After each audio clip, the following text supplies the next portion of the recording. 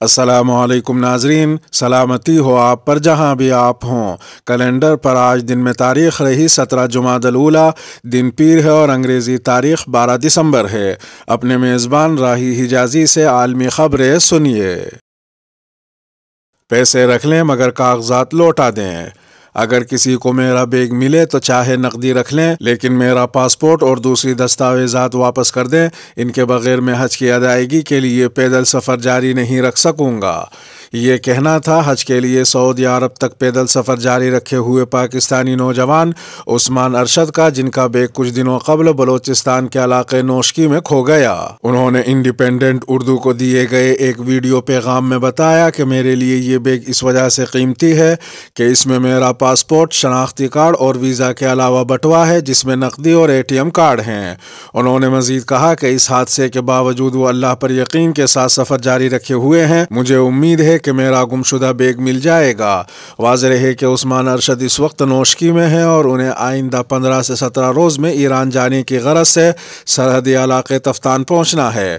انہوں نے امید ظاہر کی کہ تفتان پہنچنے سے قبل ان کا بیگ مل جائے گا۔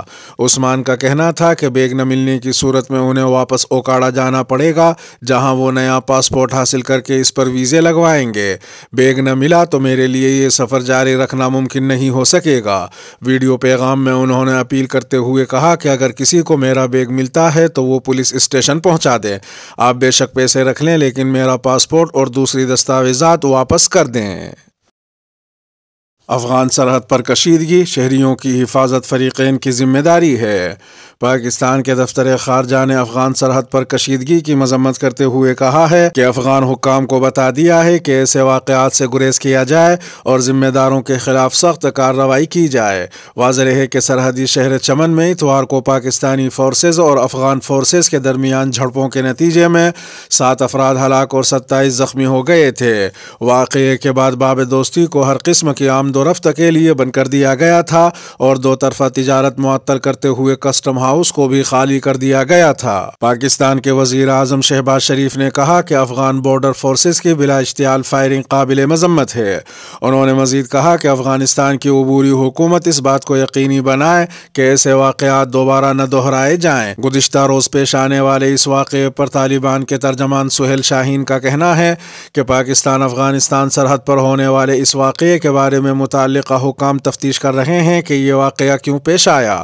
انہوں نے مزید کہا کہ دونوں جانب سے مزید تناؤ سے اجتناب کیا جائے۔ سہیل شاہین کا یہ بھی کہنا تھا کہ ہمیشہ پالیسی یہی رہی ہے کہ جو بھی مسئلہ ہو وہ دونوں برادر ملکوں کے درمیان پرامن طریقے سے اور سفارتی سطح پر حل کیا جائے۔ قبل ازیں پاکستانی دفتر خارجہ کا کہنا تھا کہ چمن میں افغان بارڈر فورسز کی فائرنگ کے بعد دونوں ممالک کے حکام آپس میں رابطے میں ہیں تاکہ صورتحال مزید خراب نہ ہو۔ خواتین کی سائیکلنگ ریلی قبائلی ثقافت اور اسلامی روایات کے خلاف ہے۔ خیبر پختونخوا کے ضلع خیبر میں گزشتہ جمعے ہونے والی خواتین کی پہلی سائیکل ریلی کے خلاف جماعت اسلامی نے اتوار کو احتجاجی مظاہرہ کیا۔ اس مظاہرے میں لوگوں نے بڑی تعداد میں شرکت کی اور خواتین کی سائیکل ریلی کو قبائلی ثقافت اور اسلامی روایات کے خلاف ورزی قرار دیا۔ واضح ہے کہ پاکستانی سائیکلسٹ سمر خان نے گزشتہ جمعے کو لنڈی کوتل میں نام نہاد ترقی اور آزادی کے عنوان کے تحت قبائلی خواتین کے لیے پہلی سائیکلنگ ریلی کا انعقاد کیا تھا، جس میں صرف 15 لڑکیوں نے حصہ لیا تھا، جسے گناہ پسند عالمی میڈیا نے بڑے پیمانے پر کوریج کیا تھا۔ جماعت اسلامی لنڈی کوتل کے امیر شاہ افریدی نے کہا کہ خواتین سائیکلنگ کا انعقاد علاقے میں ایک بے حیائی پھیلانے کی کوشش ہے اور ایسی سرگرمیوں کی اجازت نہیں دی جائے گی۔ انہوں نے مزید کہا کہ خواتین سائیکلنگ سے ایک غلط پیغام پہنچتا ہے۔ خواتین کی ایسی سرگرمیوں کی وجہ سے اسلامی حکم پردے کی شدید خلاف ورزی ہوتی ہے۔ ان کا یہ بھی کہنا تھا کہ احتجاج ایسی سرگرمیوں کے خلاف پہلا قدم ہے، جبکہ آئندہ کا لائحہ عمل مشاورت کے بعد طے کیا جائے گا۔ دوسری جانب جمعیت علماء اسلام کے رہنما مفتی اعجاز شنواری نے بھی اسلامی اقدار اور ثقافتی روایات کے خلاف نکالے جانے والی اس ریلی کی مخالفت کرتے ہوئے کہا کہ ان کی جماعت ہر غیر اسلامی اور غیر شرعی کام کی مخالفت کرے گی۔ دوسری جانب اسسٹنٹ کمشنر لنڈی کوتل ارشاد محمد سے رابطہ کیا گیا تو ان کا کہنا تھا کہ قانون میں ایسی کسی سرگرمی کی ممانعت نہیں ہے، تاہم عوام اور خواص کو چاہیے کہ قبائلی روایات اور اسلامی اقدار کو ضرور مد نظر رکھیں۔ پہلی بار ایک مسلم ملک نے چاند پر لینڈ کرنے والا مشن روانہ کر دیا۔ چاند پر جانے والا عرب دنیا کا پہلا مشن اپنے سفر پر روانہ کر دیا گیا ہے۔ چاند گاڑی، جس کو راشد روور کا نام دیا گیا ہے، اتوار کے روز بلندیوں کی طرف محو پرواز ہوئی۔ اس امر کا باضابطہ طور پر اعلان محمد ابن راشد خلائی مرکز یعنی MBRSC نے اپنے ٹویٹر اکاؤنٹ سے کیا ہے۔ واضح ہے کہ چند روز قبل اس چاند مشین کی پرواز کو بعض ضروری معائنوں کے لیے روک دیا گیا تھا۔ خلائی مرکز کی ٹویٹ میں بتایا گیا کہ راشد روور کو خلاؤں میں لے جانے والے اسپیس راکٹ کی لانچنگ کامیابی کے ساتھ فلوریڈا کے لانچنگ پیڈ سے کی گئی۔ واضح ہے کہ راشد روور نامی اس چاند گاڑی کو متحدہ عرب امارات کے اپنے انجینئروں نے تیار کیا ہے۔ یہ متحدہ عرب امارات سمیت پوری اسلامی دنیا کا پہلا چاند مشن ہے۔ متحدہ عرب امارات کا راشد روور چاند کے اس حصے میں اترنے کے لیے بھیجا گیا ہے جو اس سے پہلے انسانوں کی رسائی میں نہیں آیا ہے، اس لیے ابھی تک اس حصے کو دریافت نہیں کیا جا سکا ہے۔ امکان ظاہر کیا جا رہا ہے کہ راشد روور کی کامیابی کے بعد متحدہ عرب امارات اس میدان میں اپنی کاوشیں جاری رکھے گا اور مزید خلائی مشن چاند پر روانہ کیے جائیں گے۔ مکہ مکرمہ اور مدینہ منورہ میں بارشیں۔ سعودی محکمہ شہری دفاع نے کہا ہے کہ پیر کو صبح 10 بجے تک مکہ مکرمہ ریجن میں گرج چمک کے ساتھ طوفانی بارش کا سلسلہ جاری رہنے کا امکان ہے۔ شہری دفاع کا کہنا ہے کہ موسمیات کے قومی مرکز سے موصول ہونے والی رپورٹ کے مطابق مکہ مکرمہ، جدہ سمیت کئی شہروں میں بارش متوقع ہے۔ شہری دفاع نے شہریوں اور مقیم غیر ملکیوں سے احتیاطی تدابیر پر عمل کرنے، ندی نالوں، نشیبی علاقوں اور وادیوں سے دور رہنے کی اپیل کی ہے۔ اس سے پہلے موسمیات کے قومی مرکز نے ایک بیان میں کہا تھا کہ بارش کا سلسلہ جمعرات تک جاری رہے گا۔ قومی مرکز نے توقع ظاہر کی کہ پیر سے جمعرات تک مدینہ منورہ اور اس کی کمشنریوں، حدود شمالیہ، حائل، ریاض تک کے علاقے بارش کی زد میں رہیں گے۔ بیان میں کہا گیا کہ عصیر کے بعض مقامات جازان اور باہا میں بھی بارش کے امکانات ہیں۔ قومی مرکز کا کہنا ہے کہ گرد آلود تیز ہواؤں سے حد نظر محدود ہو جائے گی، جبکہ ژالہ باری کے باعث موسم میں ٹھنڈک پیدا ہوگی۔ قومی مرکز نے یہ بھی کہا کہ عرفات اور بحیرہ کا علاقہ بھی بارش کی زد میں رہے گا۔ ایرانی لبرل خواتین کی غنڈہ گردی، اخلاقی پولیس کے اہلکار کو بس سے باہر نکال دیا۔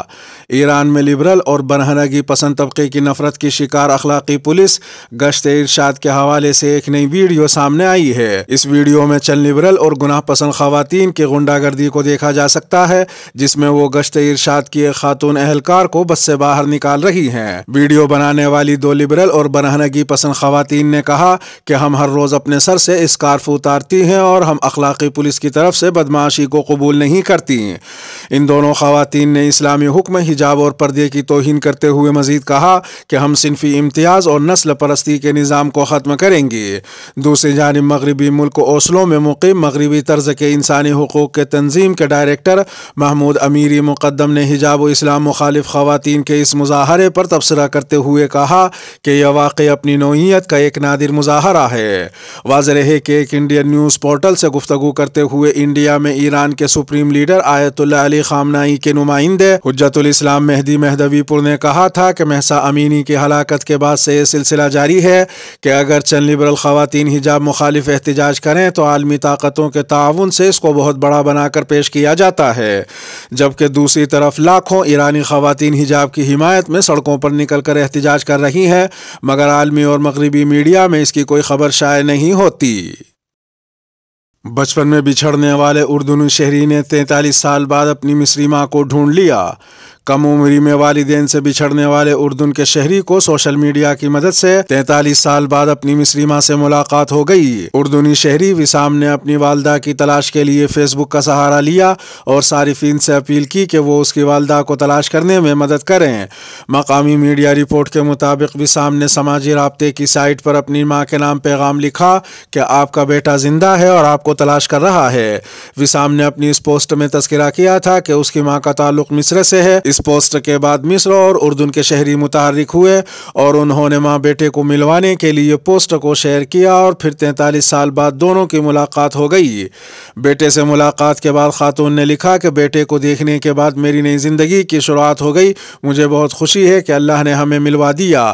ماں اور بیٹا 43 سال بعد ملاقات پر جذباتی ہوئے اور دونوں ایک دوسرے سے گلے لگ کر کافی دیر تک روتے بھی رہے۔ وسام نے ماں سے ملاقات کے بعد کہا کہ میں نے والدہ کو تلاش کرنے کے لیے कई बार मिस्र का दौरा किया। फिर एक वक्त में बिल्कुल नाउम्मीद हो गया था, जिसके बाद मैंने सोशल मीडिया का सहारा लिया।